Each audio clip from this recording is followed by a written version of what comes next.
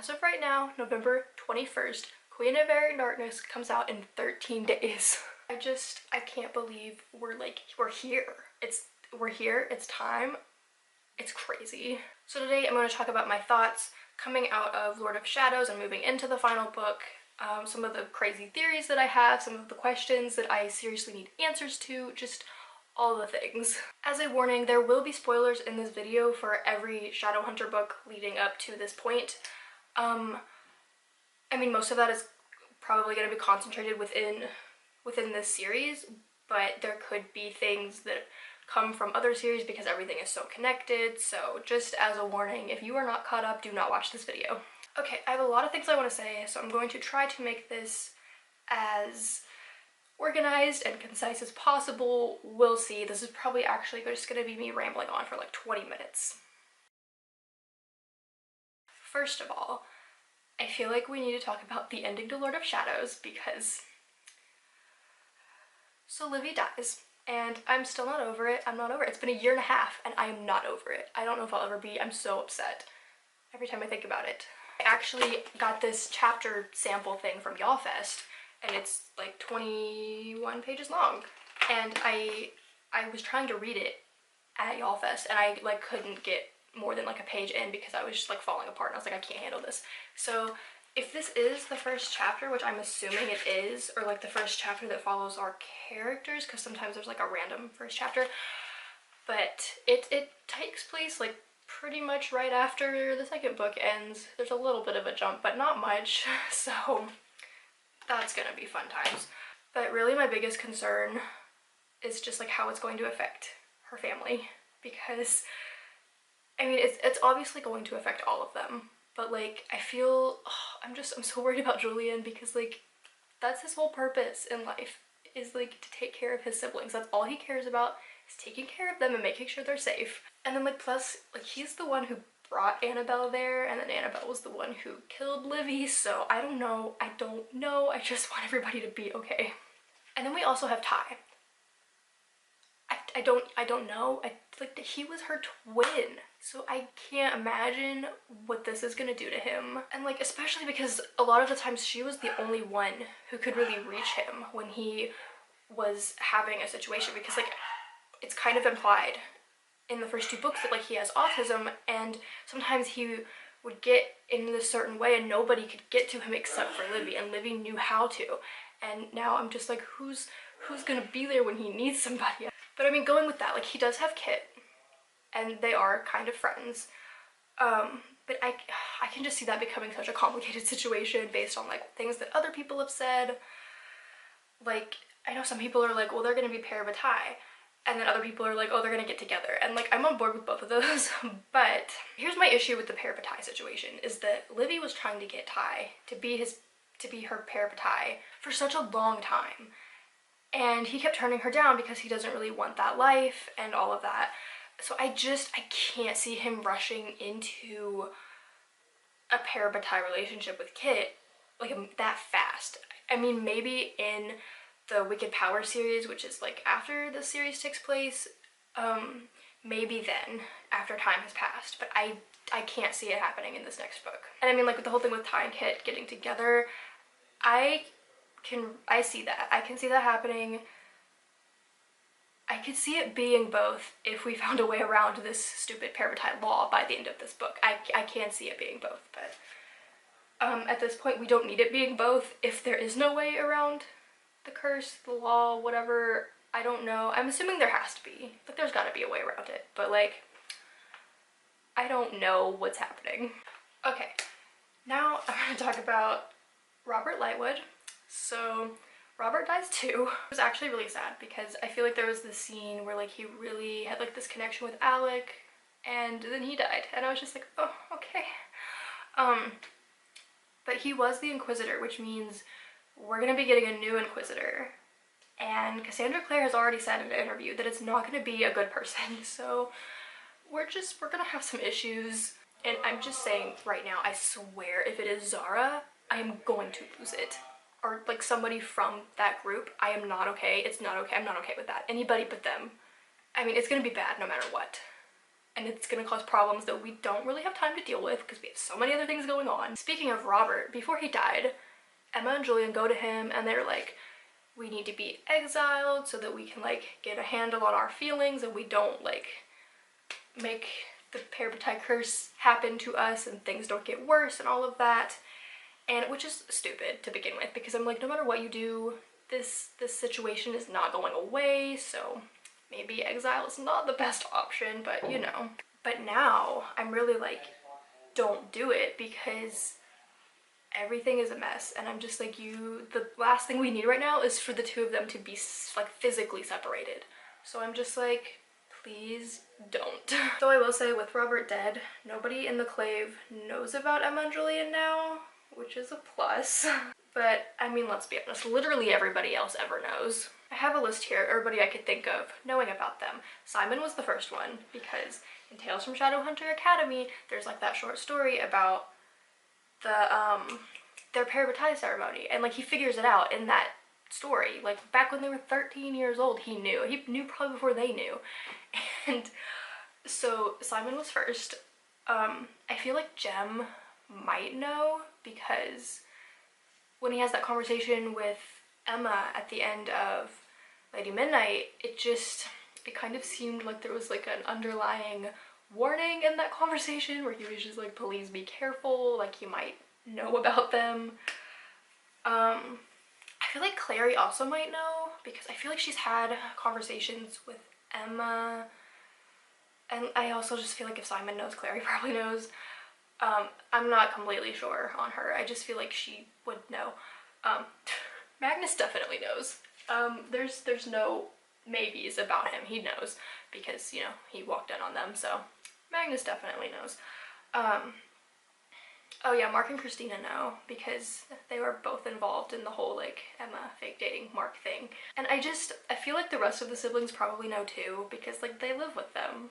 So I feel like if they don't like know for sure, they probably have some kind of idea. Oh, okay. I also want to mention this whole like Cortana thing. So Cortana, which is Emma's sword, shattered the mortal sword. And like we've heard so many times that like her sword can cut through anything. But I personally was not aware that anything included mortal instruments. So I don't know where we're going from here without having the mortal sword, which can like prove that somebody's telling the truth. Like how are you gonna trust people that you're interrogating anymore, even though like using the mortal sword is not fun times, like it's really painful, I think. But I know there's also been theories going around that like if Cortana can cut through anything, can it cut through their Parabatai bond? Which like that one I'm not as sure of, because it's not a physical thing, unless you mean like the actual mark, but I don't know. Oh, let's talk about the Fairy Queen. Okay, so we have this whole situation where the queen is like, I'll make you a deal. And she's like, I can break your Parabatai bond if you give me the black book. However, there is a catch that breaking one Parabatai bond breaks like every Parabatai bond in existence. And I am like 110% against this. And like Emma didn't like it either. And Julian was just he just kind of went along with it, and he was just like, yeah, you're right, we shouldn't do it. But like, I'm gonna be honest, Julian scares me sometimes, because I'm just like, I don't know how far he'll go to get what he wants. And it scares me a little bit.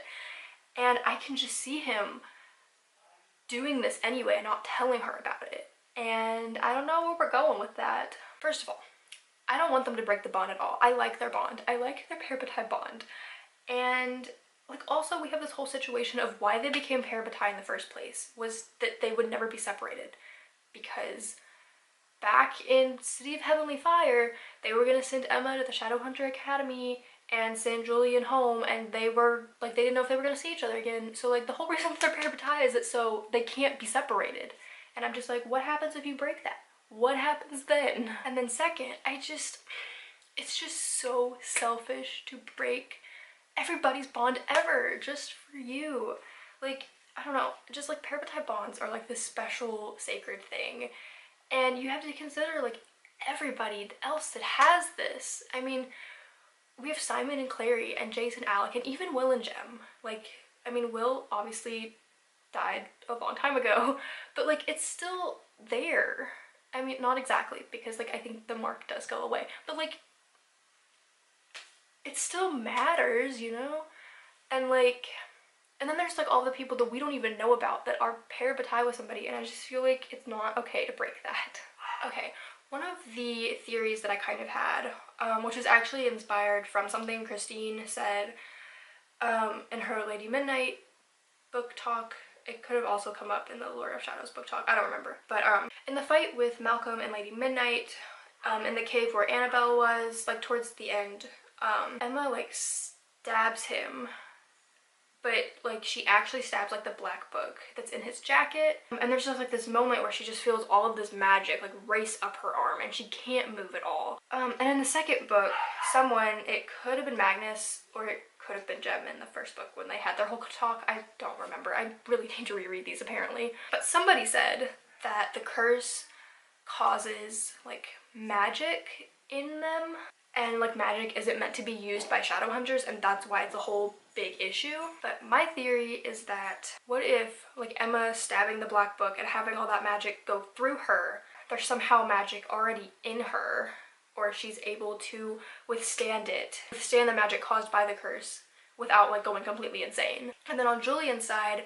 Julian is descended from Tessa, and you know, Tessa's a warlock, like she has magic, so I just feel like somewhere along that line he might have gotten some of that, and maybe he can withstand it too, and maybe it won't matter, maybe they're the like exception to the rule.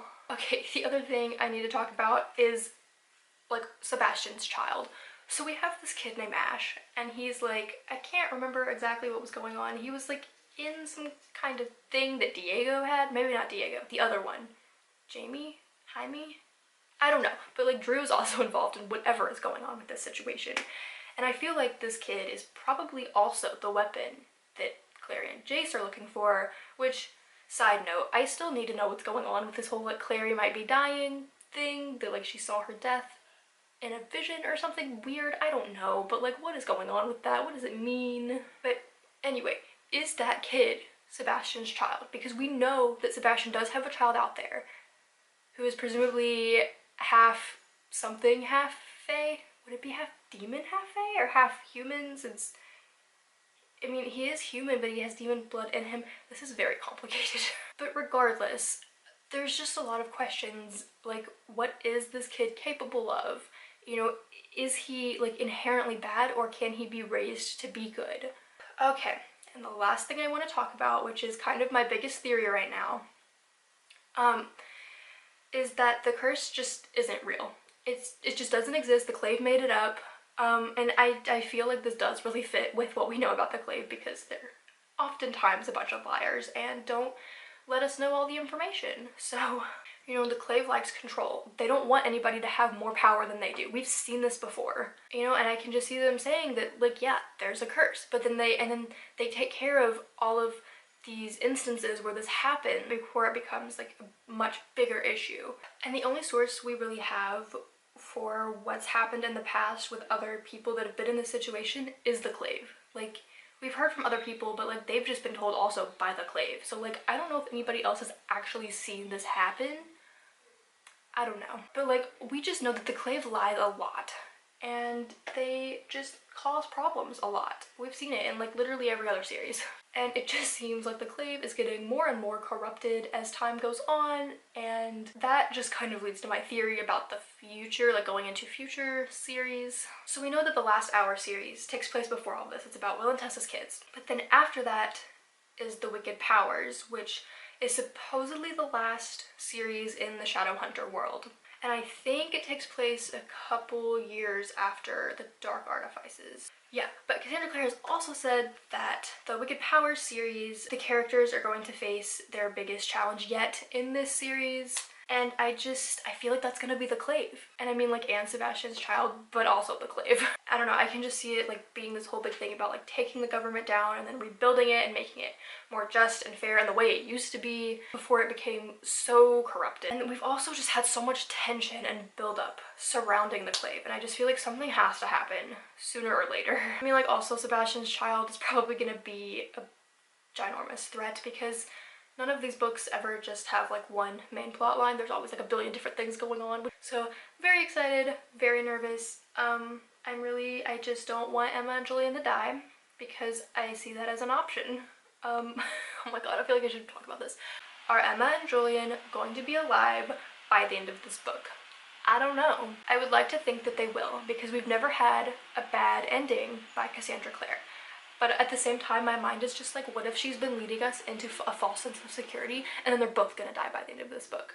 And this is the first time I've been worried about two main characters so much. Just because if the curse is real, like, then it kills. And I just feel like they have to either find a way around it, or the curse isn't real, or there is no way for them to win. Because they either have to never see each other again, or die. So, not a good thing. Okay, yeah, that's it for now. I know I've left a ton of stuff out, but these are the things that have been on my mind the most moving into this last book that is less than 2 weeks away. Let me know what your thoughts, theories, and questions are moving into this last book. Let me know what you think about any of the stuff I said. Thank you so much for watching. If you enjoyed this video, be sure to like, comment, and subscribe.